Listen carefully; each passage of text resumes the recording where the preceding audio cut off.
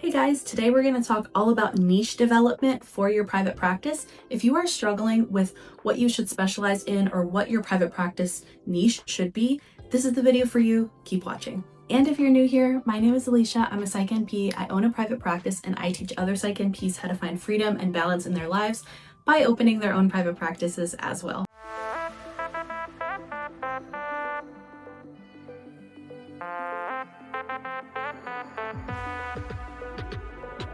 But today we're going to cover two main really important things when it comes to niching. Why is it important to niche down, and how do I figure out what my niche is? Let's start with why niching is so important. So niching, in my opinion, serves three main really important things in your business. The first is that specializing makes you in high demand. So if you are a specialist in a certain area, like a subspecialty in psychiatry, you are going to be really sought out for that specific thing. And that leads into number two. It's going to help you get steady referrals of the exact patients that you want to work with. And that leads me to number three, which is you'll fill your practice exactly with patients that you love working with. I want you to imagine for a second that those 5 patients that you love working with, we all know them. And imagine if that would be 95% of your practice. Imagine if you could fill your practice with the exact patients that you love working with.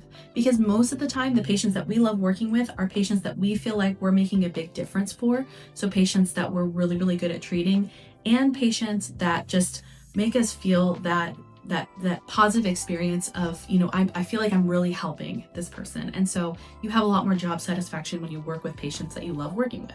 And I personally think that burnout a lot of times comes from working with patients that we don't feel comfortable treating. That might be maybe your job is forcing you to see a patient that's too high acuity for you, or maybe your job is saying you have to see a patient that you don't really have a lot of experience in treating. And so I think this leads to burnout because we feel powerless and unable to help those patients as much as we want to.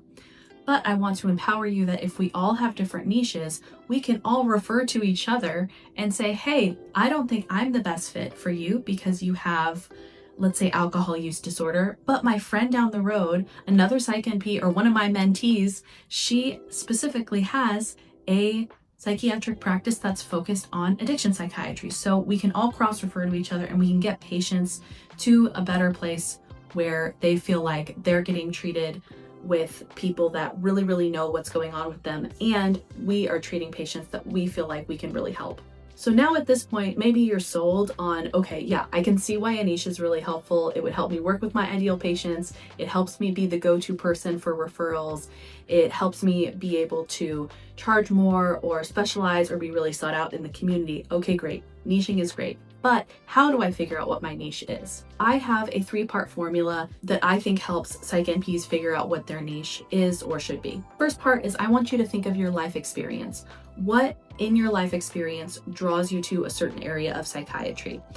I know a lot of my mentees that, by the way, I mentor Psych NPs opening private practices, and if you want some mentorship in that area, check out the link below on how to get started with mentorship with me. But back to what I was saying, I have some mentees that experience postpartum depression themselves, and so that's their life experience. Then the second part of the formula is your work experience. A few of those mentees that I have that experience postpartum depression, they've also worked in maybe labor and delivery, or maybe they've worked in perinatal psychiatry practices, or maybe they've worked in psychiatric units where they've had a couple pregnant patients come through that they really loved working with. So now we've got life experience, now we've got work experience. The third part of this is what you're really good at treating. And so usually that ties all of it in, where you say, you know what, I always feel really energized and I feel like I'm really good and have a lot of direction and guidance for patients that are experiencing postpartum depression. I'm good at treating it. The mentees that I'm talking about, let me pop them on the screen actually right now. We've got Chow in Northern California. We've got Brianna in Pennsylvania and New Jersey. And we've got Alejandra Ramos in Los Angeles. Her practice is actually really close to mine. So these are just 3 examples of Psych NPs that I've mentored opening private practices where their niche is perinatal psychiatry. There's several more because this is a niche that I think people are realizing is really needed, and a lot of people have life experience with it. So it's valuable to kind of have a clinician that has that lived experience and has the expertise to help someone going through it too. from a, social, emotional, personal, and professional space. That's just one example of a niche, and just a few of my mentees that have started practices in that specific niche. There are so many other cool niches that my mentees have. Actually, you know what? I'm going to give you a couple of examples before we end this video. This may inspire you or help you to kind of develop what yours is. We have ADHD in women, ADHD in tech entrepreneurs, perinatal psychiatry, addiction psychiatry, Black men with anxiety and depression, very young children diagnosed with autism, artists and creatives experiencing anxiety and depression, end of life mental health and processing grief, LGBTQ plus individuals in high school and college, and young trans youth. Again, these are just a few of the niches that I'm seeing within my practice. And I want to tell you that even these niches that I told you about, those individuals sometimes even explain their specialty even more in depth. So say, for example, you do perinatal psychiatry, you may do perinatal psychiatry in young teen moms that are living in rural areas of the US. It can get even deeper. And I want to tell you that the more specialized you get, the better, honestly. Of course, you don't want to get like too specific where you think it's going to be like two people that have this very rare thing. But I do want to encourage you to get even more niche down than the niches that I described, because I want you to know that even though those niches and those individuals that are focused on that, they describe their patients in even more detail, and it gets even more in depth than that. And that is calling those ideal patients to them.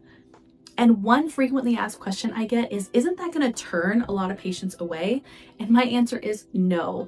I'll tell you my niche. So I niche in integrative psychiatry for young children, teens, and young adults. But do I have individuals coming to me that are geriatric? Yeah, I still get geriatric inquiries. Do I still have individuals coming to me that want Suboxone? Yes, I've had that asked of me, and I don't do that in my practice, right?